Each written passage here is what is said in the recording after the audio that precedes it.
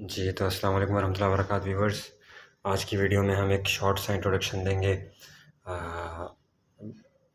Electrical circuit में different type of breakers के working के हवाले से। अभी इस टाइम ये बिल्कुल वर्किंग सर्किट है, ठीक है।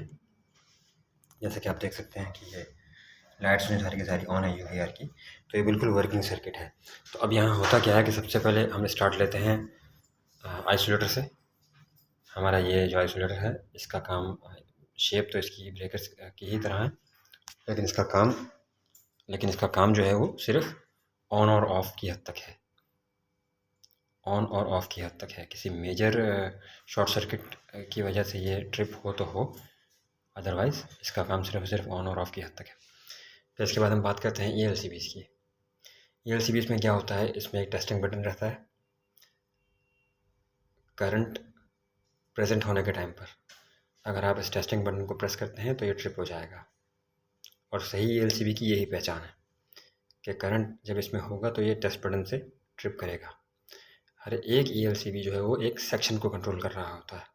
फॉर एन एग्जांपल ये सेक्शन 1 है, तो सेक्शन 1 के जो हमारे पास ब्रेकर्स आते हैं, ELCB से करंट आउट होकर जाएगा MCB में।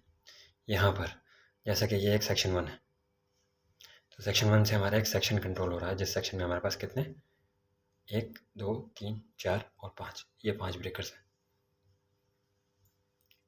तो जस्ट इन केस अगर ये ट्रिप हो गया, अगर ये ELCB ट्रिप हो गया, तो इन 5 ब्रेकर्स के जो करंट इन है ये तरफ, यहाँ से पावर रिमूव हो जाएगा। इसके बाद में ELCB के बाद हम बात करते हैं MCB की। MCB में क्या होता है, करंट प्रोटेक्शन रहती है।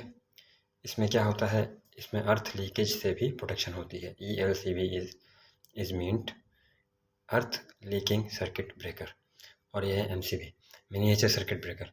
तो इसमें अलग अलग कैटेगरीज रहती हैं रिक्वायरमेंट के हिसाब से। कोई रहेगा 10 एम्पेयर का और कोई रहेगा 20 एम्पेयर का। जो रिक्वायरमेंट होती है उसी हिसाब से इसको फिक्स किया जाता है यहाँ। इसका काम होता है ओवरलोडिंग से प्रिवेंशन करना और शॉर्ट सर्किट से प्रिवेंट करना। तो सेक्शंस का इस तरह से रहता है कि एक सेक्शन जो है वो, एक ही ELCB जो है वो एक सेक्शन को कंट्रोल करता है। जैसे कि ये एक सेक्शन है, सेक्शन 1, तो ये यहाँ से कंट्रोल हो रहा है। ये सेक्शन 2 है, तो ये इसका कंट्रोल यहाँ जा रहा है। इसके बाद में सेक्शन 3, अलग अलग ज़रूरत के हिसाब से अलग अलग सेक्शन बनाए जाते हैं ताकि लोड जो है वो प्रॉपरली डिवाइड हो सके। इसके बाद हम बात करते हैं फ्यूज़ की। ये फ्यूज़ है, ये एक फ्यूज़ है और ये कनेक्ट रहता है हमारे UVR से। तो यहाँ तो नंबर खैर मिट चुका है। इलेक्ट्रिकल का काम करते हुए याद रखिएगा सेफ्टी ग्लव्स ज़रूर पहन लीजिएगा, ठीक है। तो यहाँ तो शायद नंबर मिट चुका है, लेकिन जो करंट इसमें से आउट होता है, मीन्स जो फ्यूज़ से आउट होता है, वो रिले के इन पर जाएगा, UVR के इन पर जाएगा। फॉर एग्जांपल ये एक, राइट, ये एक नंबर।